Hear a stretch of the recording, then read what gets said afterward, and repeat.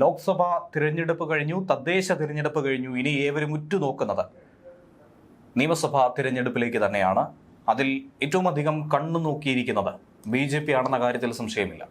കാര്യം 20% എന്ന vote ഷെയറിലേക്ക് BJP എന്ന് കാലെടുത്ത് വെച്ചോ അന്നു മുതൽ ഭരണം പിടിക്കുക എന്ന BJPയുടെ എക്കാലത്തെയും ലക്ഷ്യത്തിലൂന്ന് തന്നെയാണ് കേരളത്തിൽ പ്രവർത്തനം മുന്നോട്ട് പോകുന്നത്. അതിൽ പ്രധാനപ്പെട്ട BJP നേതാക്കൾ കണ്ണുവെച്ചിരിക്കുന്ന സീറ്റ് അതെന്തൊക്കെയാണ്? നിലവിൽ പല പ്രചരണങ്ങൾ നടക്കുന്നു. കെ സുരേന്ദ്രൻ വട്ടിയൂർക്കാവിലേക്ക് എന്ന വാർത്ത വരുമ്പോൾ യഥാർത്ഥത്തിൽ രാജ്യസഭയിലൂന്നിയുള്ള പ്രവർത്തനമല്ലേ സുരേന്ദ്രൻ നടത്തുന്നത്?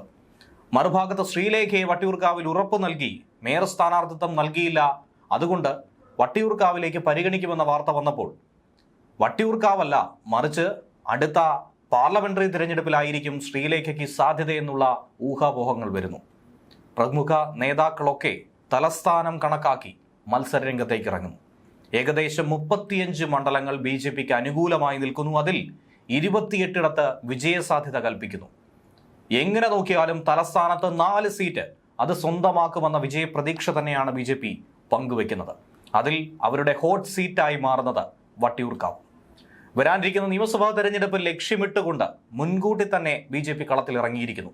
പുതുവർഷത്തിൽ തന്നെ തദ്ദേശ തിരഞ്ഞെടുപ്പിന്റെ ആ ഒരു ഊർജ്ജം ഉൾക്കൊണ്ട് നിയമസഭാ തെരഞ്ഞെടുപ്പിലേക്കുള്ള സ്ഥാനാർത്ഥി നിർണയത്തിലേക്ക് അടക്കം കടക്കാനാണ് കോർ കമ്മിറ്റിയിൽ തീരുമാനമായിരിക്കുന്നത്. കോർപ്പറേഷന്റെ ഭരണം പിടിച്ചതുൾപ്പെടെ നൽകിയ ആത്മവിശ്വാസം, അതിന്റെ ബലത്തിൽ തന്നെയാണ് BJP ഉള്ളത്.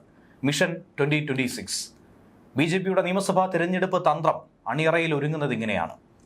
ഈ മാസം തന്നെ തലസ്ഥാനം സന്ദർശിക്കുന്ന പ്രധാനമന്ത്രി നരേന്ദ്രമോദി ഈ പദ്ധതിയുടെ ഔദ്യോഗിക പ്രഖ്യാപനം നടത്തും.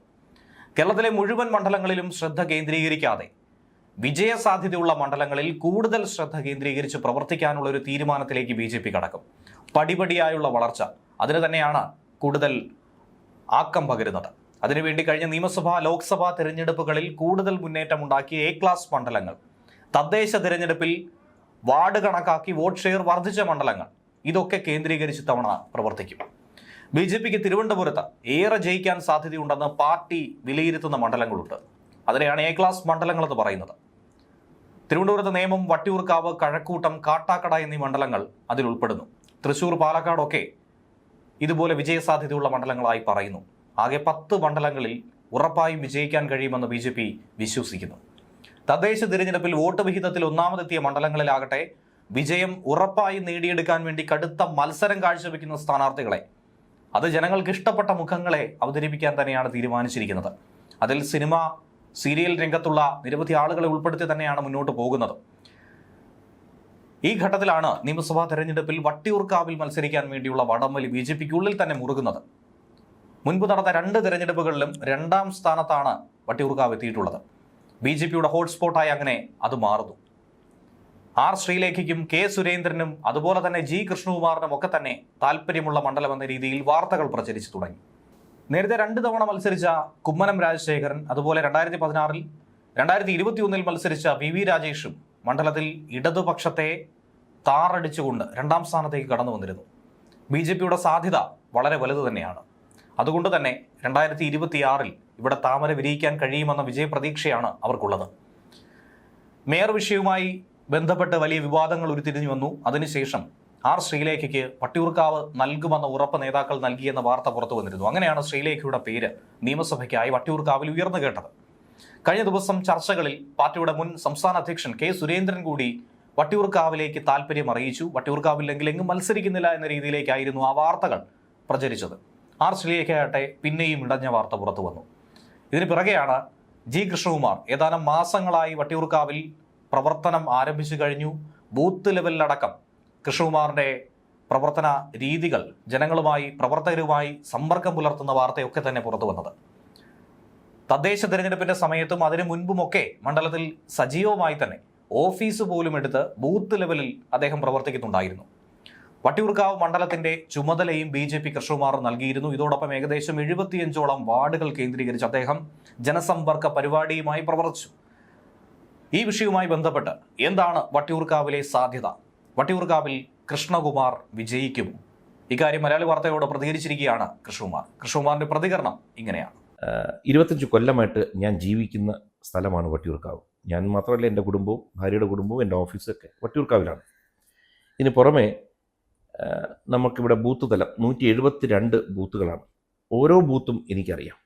അതിന് മുകളിൽ ഏരിയ ആയിക്കോട്ടെ, മണ്ഡലമായിക്കോട്ടെ, ഓരോ മണ്ഡലം പ്രസിഡന്റും ഏരിയ പ്രസിഡന്റുമായിട്ട് നിത്യബന്ധത്തിലിരിക്കുകയാണ്. പിന്നെ സംഘവുമായിട്ട് എനിക്ക് ഏറ്റവും അടുത്ത ബന്ധം എന്ന് വെച്ചാൽ ഇവിടുത്തെ എല്ലാ പരിപാടികൾക്കും ഞാൻ പങ്കെടുക്കുന്ന ഒരാളാണ്. അപ്പം നമ്മുടെ ഒരു പ്രവൃത്തി മണ്ഡലമാണ് വട്ടിയൂർക്കാവ്. ഓരോ പൊതുപ്രവർത്തകനും ഒരു രാഷ്ട്രീയ പ്രവർത്തകനും അവനവൻ്റെ പ്രവൃത്തി മണ്ഡലത്തിൽ അല്ലെങ്കിൽ പ്രവർത്തനം നടത്തുന്ന മണ്ഡലത്തിൽ സ്ഥാനാർത്ഥിയായി കഴിഞ്ഞാൽ ഗുണവശം എന്ന് വെച്ചാൽ, ഒന്ന്, പാർട്ടിക്ക് സോളിഡായിട്ട് വോട്ടുകളുണ്ട്. 2, പാർട്ടിക്ക് അതീതമായി നമ്മൾ ബന്ധങ്ങൾ സ്ഥാപിച്ചിരിക്കുകയാണ്.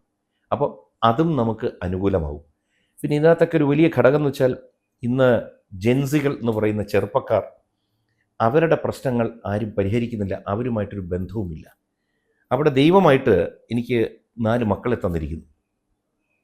ഇളയാൾക്ക് 20-ഉം മറ്റേയാൾക്ക് 30-ഉമാണ്. അപ്പോൾ ഇവർ ഇന്ന് സോഷ്യൽ മീഡിയയിൽ ഏറ്റവും നല്ല രീതിയിൽ വർക്ക് ചെയ്യുന്നതും, അപ്പോൾ അവരും ജെൻസിയുമായിട്ട്, അവർ ജെൻസിയുടെ ഭാഗമാണ്. അപ്പോൾ അവരുടെ അച്ഛൻ എന്നുള്ളത് എനിക്ക് എന്നും ഒരു അഡ്വാൻറ്റേജാണ്. മാത്രമല്ല ഇന്ന് ഒരു കൊച്ചുമോനും കൂടെ ഉണ്ട്. അപ്പോൾ ഞങ്ങൾക്ക് ഇടയ്ക്ക് ഞങ്ങളുടെ പേരിലൊരു വ്യാജ കേസും എല്ലാം ഉണ്ടാക്കി ഞങ്ങളെ വല്ലാതെ ദ്രോഹിച്ചൊരു സമയമുണ്ട്. ആ സമയത്ത് മകള് 9 മാസം ഗർഭിണിയായിട്ടിരിക്കുകയായിരുന്നു. ഇവൻ അകത്ത് കിടന്ന് വല്ലാതെ വേദന അനുഭവിക്കുന്നുണ്ടായിരുന്നിരിക്കാം. ഇവൻ്റെ ജനനം പോലും ജനങ്ങൾക്ക് അത് അവരെ വലിയ സ്നേഹിച്ചു, അവർ വലിയ താല്പര്യം കാണിച്ചു, അവരുടെ ഒരുപാട് പ്രാർത്ഥന ഉണ്ടായിരുന്നു. അപ്പോൾ ദൈവം ഓരോരുത്തരെ നമ്മുടെ വീട്ടിലോട്ട് എത്തിക്കും. എന്തിനു വെച്ചാൽ ജെൻസിയിലോട്ടും, അതും കഴിഞ്ഞപ്പോൾ ആൽഫയും ബീറ്റയുമായി ജനറേഷൻ. അപ്പോൾ ബീറ്റയിലാണ് നമ്മുടെ ഏറ്റവും ഇടയാൾ ജനിച്ചിരിക്കുന്നത്. അപ്പോൾ ജെൻസികളുടെ പ്രശ്നങ്ങൾ ഏറ്റവും നല്ല രീതിയിൽ മനസ്സിലാക്കാൻ കഴിയുന്ന ഒരു പിതാവാണ് ഞാൻ. ഇത് അവർക്കും അറിയാം. അവർക്കാണെങ്കിൽ വോട്ടിങ്ങിൽ വലിയ താല്പര്യമില്ലാതെ വരികയാണ്. അപ്പോൾ അവരും ഈ ഇലക്ഷനിൽ വോട്ട് ചെയ്യും.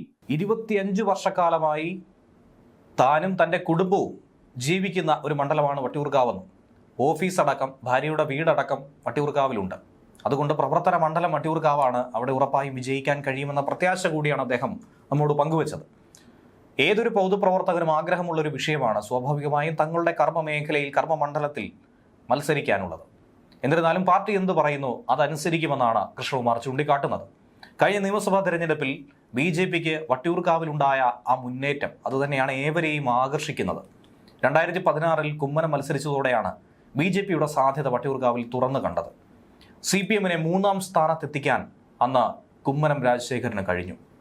ഇഞ്ചോടിഞ്ച് പോരാട്ടം.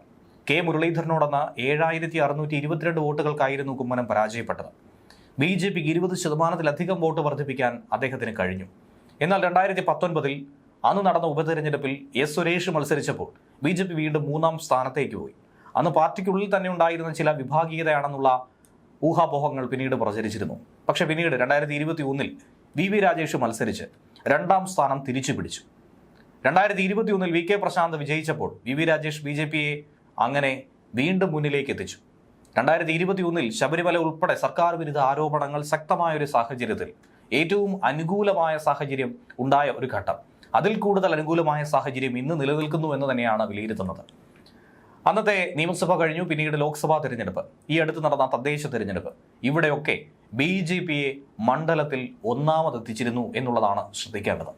തിരുവനന്തപുരം ലോക്സഭാ മണ്ഡലത്തിൽ ഉൾപ്പെട്ട വട്ടിയൂർക്കാവിൽ രാജീവ് ചന്ദ്രശേഖർ ആകട്ടെ ശശി തരൂരിനേക്കാൾ 8000-ലധികം വോട്ടുകളുടെ ലീഡാണ് നേടിയത്. ഇതേപടി നിയമസഭയിൽ പ്രതിഫലിച്ചാൽ വിജയമുറപ്പ് എന്ന കാര്യത്തിൽ സംശയമില്ല. CPM 3-ാം സ്ഥാനത്തേക്ക് പിന്തള്ളുകയും ചെയ്തു. അതുകൊണ്ട് തന്നെ ഇത്തവണ ഇവിടെ മത്സരിക്കാൻ ആരായിരിക്കുമെന്നുള്ളതിൽ വലിയ പോര് തന്നെയാണ് നടക്കുന്നത്. പരിധിയിലുള്ള വട്ടിയൂർക്കാവ് മണ്ഡലത്തിലെ 22 വാർഡുകളിൽ 11 എണ്ണവും